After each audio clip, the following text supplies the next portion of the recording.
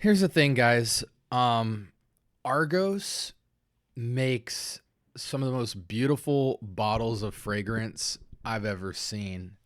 Kind of this like Greek god and goddesses type of aesthetic, at least seemingly. Um, Exotic juice colors, different types of material like glass on metal, embossed, engraved, just everything you would want in a bottle presentation to sit in your collection, to the point where I wonder if people convince themselves that they love these fragrances more than they actually do just because they want to keep it on their shelf and say they have one. Strap up. Okay, dinner for two. I watch that head move side to side as I let this in into the room. You are on time, let's connect minds. Trying to get into a mood. We gon' be fine. Close up the blinds, no rush. Finish the food.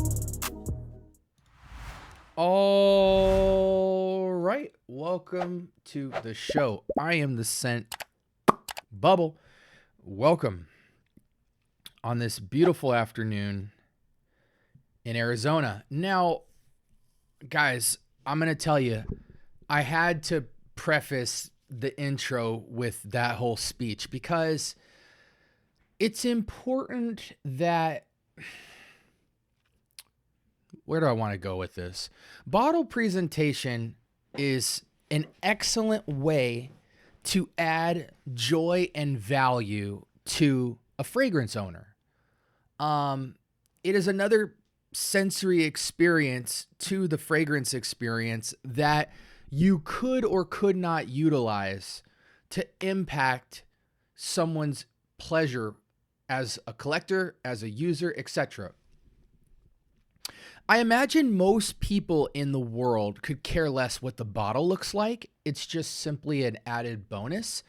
So the level of detail that Argos has seems to be geared naturally towards the niche buyer, which is typically a collector or somebody with more than like 10 bottles. And so why is that important? Most people in FragCom that I've seen are actual collectors that have this fragrance. I don't just see some rich guy that has a small group of fragrances and happened to be in a Neiman's or online or something and just copped himself an Argos bottle. And so with that, just knowing what I know in my experience collecting, Argos has some very standout bottle presentations that look just about cream of the crop, some of the best bottle presentations I've seen in perfumery. Now, here's the question. Does that impact your feeling towards the scent profile as well?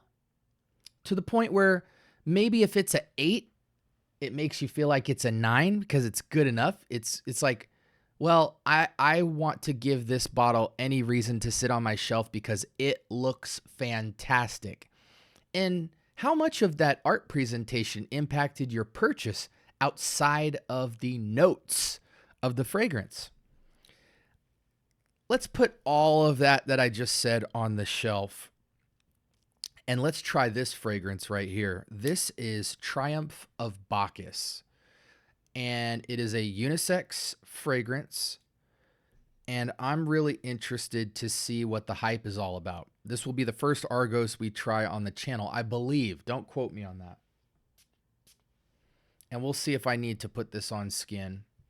I've been trying to get in the habit of putting more of the expensive fragrances on skin because part of deciding whether or not you want to purchase a fragrance that's expensive is making sure that the experience you get on test strip is exactly what you'll take home eventually on your skin on the dry down. Because you spend $200, $300, $400, $500, $600, $700, $800 on a fragrance, the last thing you want to do is go home, you're so hyped to put it on, and then the next day it goes from, citrus to broccoli, and you're like, wait, what the heck? But generally I can tell if a fragrance has any level of transition to need to put on skin here. So right off the bat, I get a couple of, without speaking on notes specifically yet, I get a couple of things that come to my mind. Cherry cough syrup, Mancera red tobacco intense, cherry chapstick,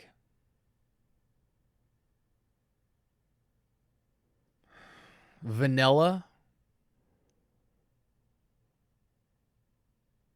and spices. That's the realm of scent profile that we're getting here. This very candied red, slightly spicy, super vanillic experience. It's not medicinal like cherry cough syrup. It just has that level of fake cherry sweetness. But it seems like on the test strip that cherry is slowly settling down into the vanilla more. And I don't know if cherry's in the fragrance. I'm sure it's something close too, if it's not cherry. Yeah, once that cherry gets out of the way, you get more of a woody, spicy, vanillic experience. I mean, look at this juice. It smells exactly how it looks.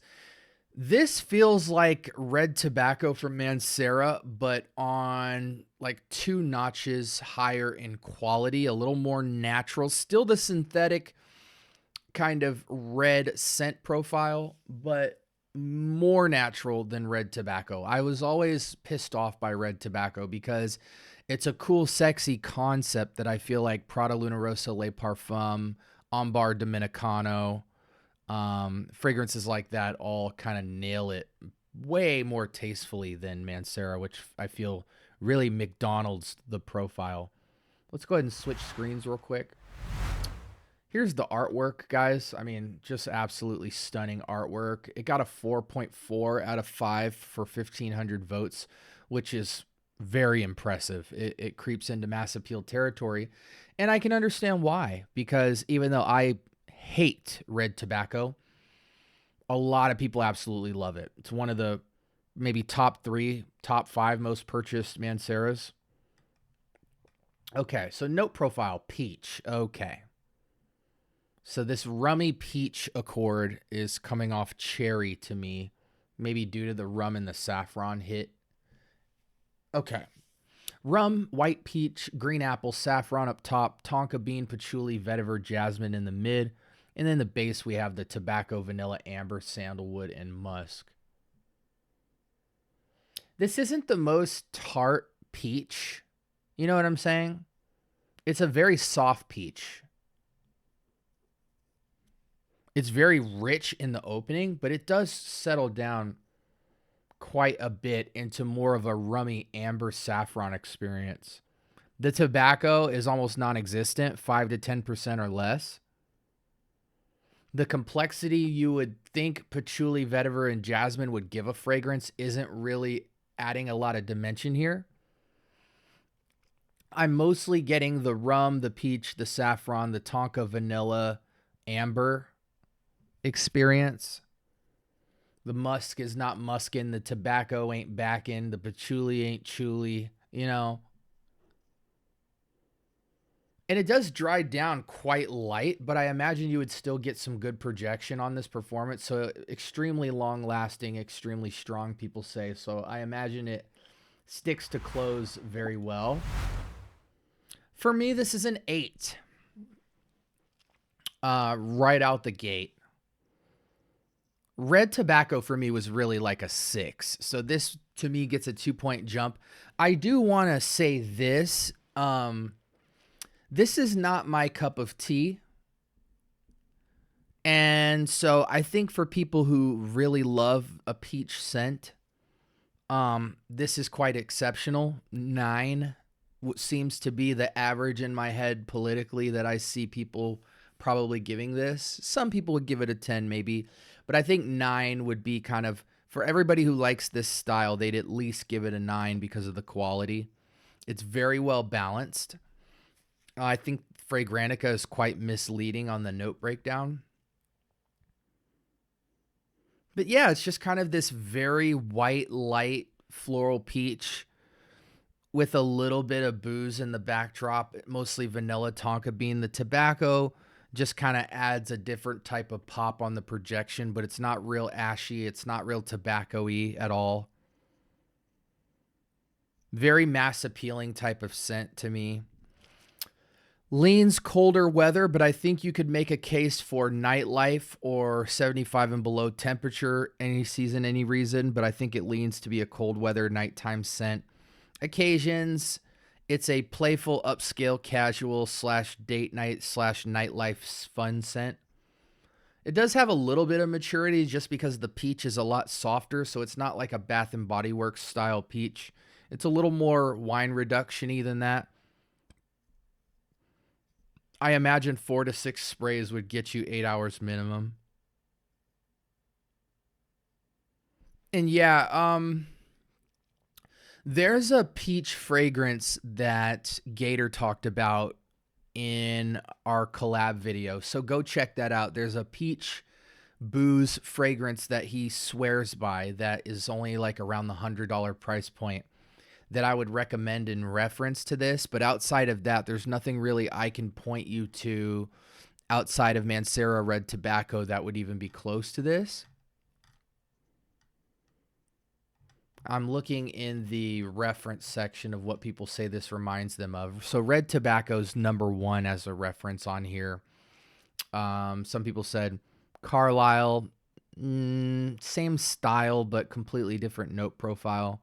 Some Tiziana Terenzi, some, yeah, I would say Red Tobacco's pretty spot on. It got 400 votes as the relative to this fragrance. Yeah, pretty good to me. Solid 8. It's above average, but again, because it's not my cup of tea, it's quite simple to me. I don't know if I would pay the premium that Argos asks for a fragrance like this. Let me look it up. What's it go for retail? So for 100 ml, sorry, for 100 ml, it's $245. For a 30 ml, it's $125, which I think in this particular fragrance, you can get engraving on this, so you can get your name on it. I think, well, that's cool. You get 2 free samples with your purchase. So they're sprucing it up. I don't think this fragrance is worth $245, but for a 30 ml for $125, in this particular case, we'll see with other Argos fragrances if that's the case, but at least with this one, because the performance is so great, I think the $125 for the 30 ml is kind of like an Aaron Terrence Hughes type of price point where you're only going to need like 2 sprays to really get a good wearing experience out of this. So I think it's price justified in terms of quality if you like this type of scent profile. But for me personally, I think a travel spray would last me plenty because this isn't the type of scent I would make excuses to wear. This would just kind of be something fun and uplifting and different. I'm excited to see what their more mature scents smell like. I really do wish the patchouli and the vetiver and all those heart notes could poke out more because I think it would add dimension to this that really settle. I think the peach should be settled down even more than it is to kind of get it a little bit more masculine, but it is a unisex fragrance. So I think it's perfectly unisex in that regard. Let me know if you guys have tried this scent. Like, comment, and subscribe. More importantly, turn on that notification bell. I do drop episodes every single day. So if you're into fragrance content, this is where you want to be. And from the House of Argos, this was Triumph of Bacchus. Almost everybody I've talked to absolutely loves this scent. Maybe we'll give this away on a giveaway so that people can experience this. Definitely put your nose on it before you buy it, because if you're not in love with the Red Tobacco profile, this won't even make sense in your fragrance journey at any level you're at. And yeah, until next time, I hope you guys have a blessed rest of your week. Take care, guys.